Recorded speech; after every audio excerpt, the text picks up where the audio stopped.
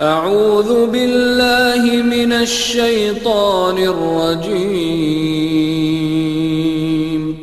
بسم الله الرحمن الرحيم. إنا أنزلناه في ليلة القدر وما أدراك ما ليلة القدر ليلة القدر خير من 1000 شهر تنزل الملائكة